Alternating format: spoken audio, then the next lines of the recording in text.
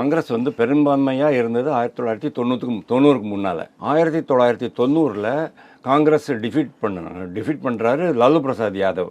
அதுக்கப்புறம் 15 வருஷம் அவர் தான். அவருடைய மனைவி, அவர் ஜெயிலுக்கு போனோடனே அவருடைய மனைவி வந்துட்டாங்க.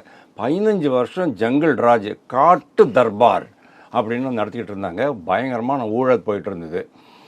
இந்த ரிசல்ட்டு நம்ம எதிர்பார்த்ததை விட மிக அதிகமாக இருக்குது. ஏன்னா நான் என்ன நினச்சேன், 170 180 தான் வருவாங்கன்ட்டு.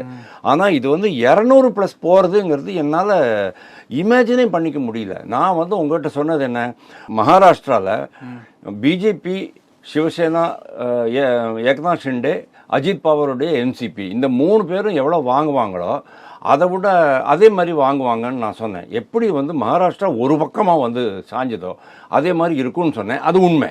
ஆனால் 200 கிராஸ் பண்ணுவாங்க அப்படின்னு நான் எதிர்பார்க்கவே இல்லை.